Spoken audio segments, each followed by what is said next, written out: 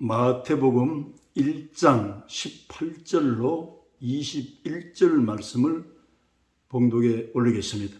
18절만 읽겠습니다. 예수 그리스도의 나심은 이러하니라.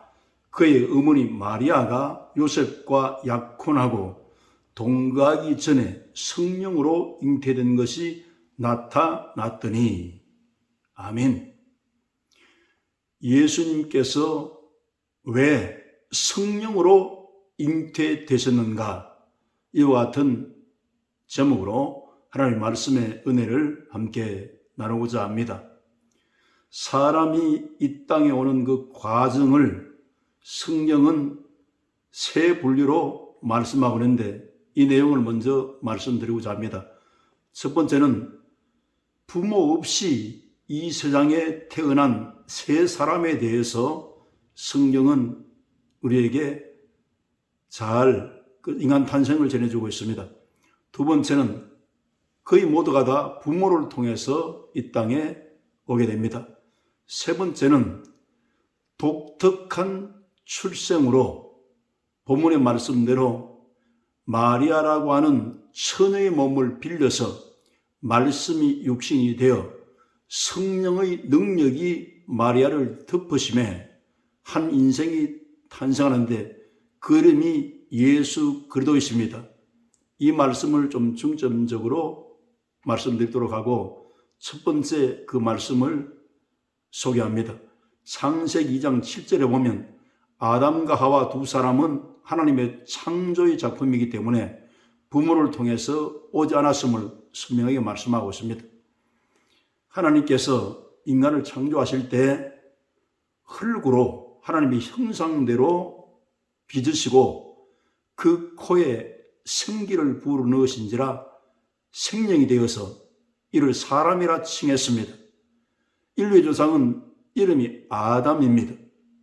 아담을 깊이 잠들게 해서 그 갈빗대를 취해서 살로 대신 채우시고 이를 아담에게 이끌어 왔습니다.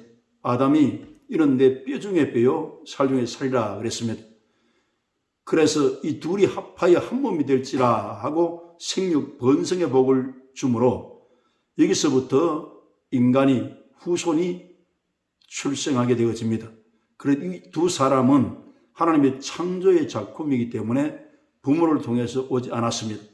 또 한 사람은 창세기 14장 18절에 보면 살렘 왕 멜기세덱에 대해서 말씀한 내용이 있는데 멜기세덱은 지극히 높으신 하나님의 제사장이다 이렇게 말씀하시고 신약에 와서는 히브리서 7장 1절로 그 3절의 말씀을 보면 이는 의의 왕이요 평강의 왕이요 시작도 없으시고 끝도 없으며 아비도 없고 어미도 없으며 족보도 없다고 했습니다. 그런데 이 사람도 아브라함 시대에 존재성을 말씀합니다. 아브라함이 전쟁이 이기고 돌아왔을 때 아브라함의 복을 빈 자라 성경은 그렇게 증거하고 있습니다. 세 번째 중요한 이 성령을 통한 예수님의 탄생에 대해서 성경은 말씀을 하고 있는데 이 인류는 모두가 다 남자의 후손인데 특별히 예수님만 여자의 후손이라고 성경이 그것을 밝혀주고 있습니다. 엘리우선 엘리아사를 낳고 엘리아사는 마단을 낳고 마단은 야곱을 낳는데 야곱은 마리아의 남편 요셉을 낳았다 그랬습니다. 거기에서 마리아에게서 그리스도로 칭하는 예수님이 탄생했다고 말씀했습니다. 여자의 후손은 예수님밖에 없습니다. 그래서 아브라함과 다윗의 자손 예수의 세계라 이렇게 했는데 예수님만이 여자의 후손에서 출생을 하게 되어집니다. 창세기 3장 15절에도 여자의 후손은 뱀의 머리를 상회할 것이요 뱀은 여자의 후손의 발꿈치를 상회할 것이라 말씀한 것은 십자가 대속의 사건을 말씀하고 있어요. 그래서 예수님 십자가에 달리실 때 피를 흘리시고 발에 대못이 박힌 것은 이게 뱀이 이렇게 상하게 한 것이고, 예수님은 사망 권세, 뱀의 머리를 깨뜨릴 것을 성경이 예언하고 있습니다. 그래서 이 사실에 대해서 마태복음 1장 16절 25절에는 예수 그리스도의 나심을 이렇게 기록하고 있습니다. 이스라엘 나사렛 동네에 약혼한 요셉과 마리아가 있었는데, 아주 동거하기 전에 성령으로 이렇게 잉태가 된 마리아 이야기를 말씀하는데, 이 소식을 요셉이 듣게 되어집니다. 결혼하기 전에 성령으로 잉태한 임신한 아들이 생겼다는 소식을 듣고, 그래서 요셉은 의로운 사람이라 가만히 끊고자 하되 이렇게 말씀했는데, 밤에 주의 사자가 현몽하여 가로되 무서워 말라 요셉아, 다윗의 자손 요셉아 했습니다. 이 말의 뜻은 다윗의 왕가에서 이어서 왕이 출생하는데, 로마의 식민지로 지금 이스라엘 나라에 있었기 때문에 그렇지, 요셉이 왕이 될 왕가의 사람입니다. 그래서 가만히 끊고자 했는데, 그 마리아 아내의 되기를 두려워하지 말아라, 무서워하지 말아라. 이에 잉태된다는 성령으로 된 것이라. 아들을 낳으리니 이름을 예수로 하라. 이는 자기 백성을 죄에서 구원할 자식이라. 이렇게 말씀하시고, 보라 처녀가 잉태하여 아들을 낳으리니 그 이름을 임마누엘이라 하리라. 하나님 함께 계시다, 그 말씀입니다. 이렇게 하고 잠을 깼는데, 그 주의 사자의 분부대로 그 정원한 이 마리아와 결혼을 해서 아이를 낳기까지 동침치 아니하더니 그 아이를 낳으며 이름을 예수라 하니라. 이렇게 성경에 말씀하고 있습니다.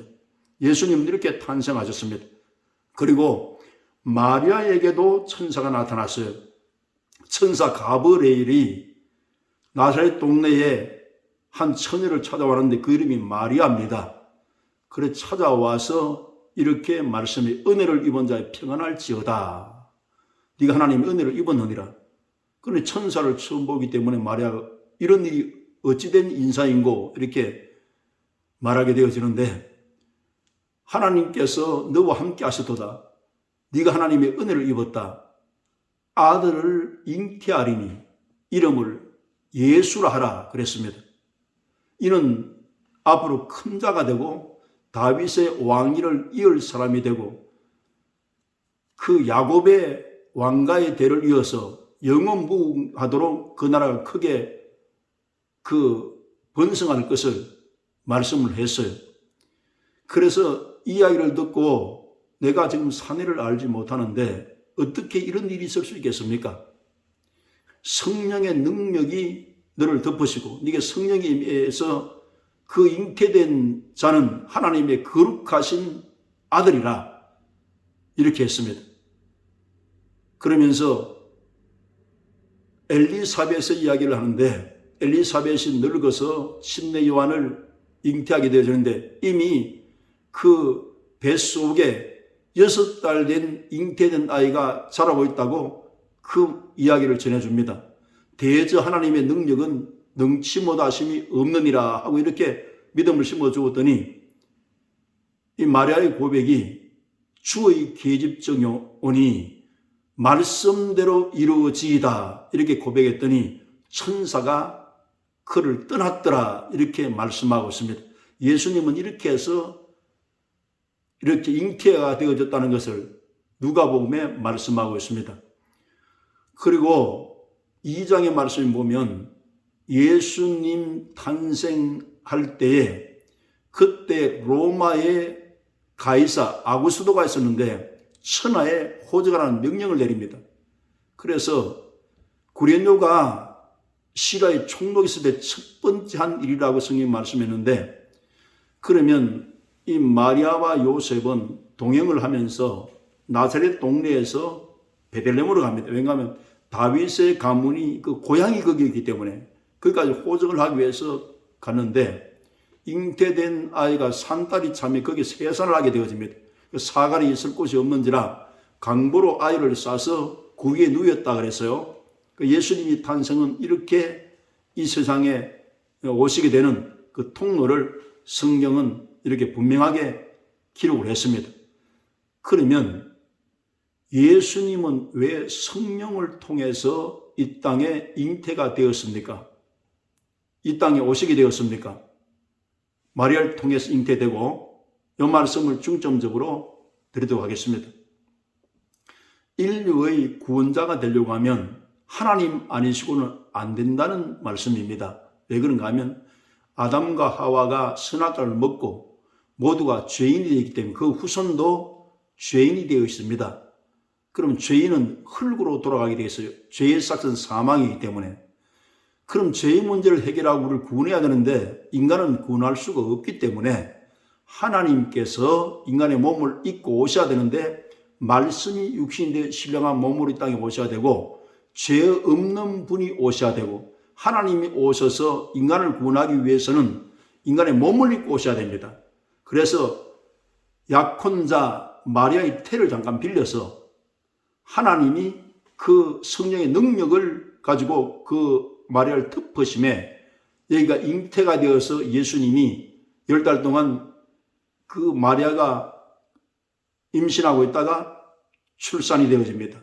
예수님이 이렇게 오신 이유가 구주는 죄가 없어야 되고 인간을 사랑하사 십자가의 죽음을 치루서라도 죄악을 대신 갚아줄 수 있는 깊은 사랑이 있어야 되고 이렇게 희생이 미랄될 수 있는 그런 분은 하나님 아니고서는 하실 분이 없기 때문에 그래서 이렇게 죄를 청산하기 위해서 육신의 몸을 입고 오셔야 되고 죽은 지 사망을 부활을 하셔야 되기 때문에 인간은 스스로 부활할 수가 없습니다.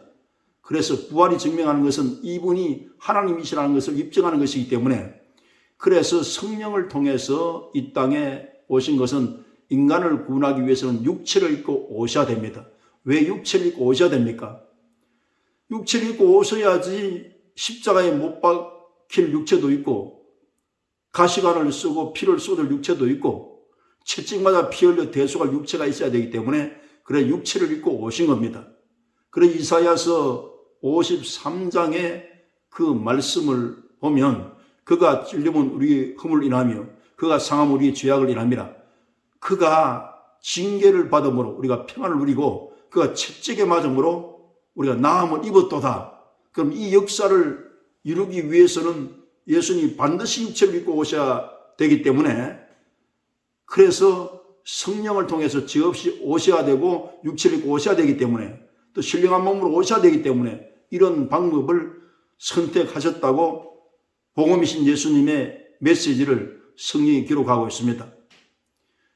이 내용을 보면 기독교가 다른 종교와 다른 이유가 하나가 있다고 하면 예수님은 인간만이 아니라는 겁니다. 하나님이 인간 되어 오신 분이고 이 세상에 한 600억 인구가 살고 갔다고 하는데 지금 80억의 인구가 지구촌에 살고 있습니다. 그러나 모두가 다 아담 타락으로 모두가 죄인이기 때문에 죄인을 구원할 수가 없어요. 죄의 삭은 사망이기 때문에 흙으로 돌아가는데 흙으로 되어진 인간이 다른 사람을 살리려고 아무리 작정을 하고 노력을 한다고 해서 되는 일이 아닙니다. 근본적으로 우리의 죄를 해결하고 질병의 뿌리를 뽑고 저주의 그 흐르는 인간의 저주를 끊어내고 죽은 인간을 부활로 살려내야 하는데 인간이 흙이 된 인간이 아무도 이것을 아무리 도전한다 해도 될 일이 아니기 때문에 그래서 성경에는 온 천하 인간에게 구원을 주실 이름은 예수님 이름밖에 없다고 성령에 말씀하셨어요.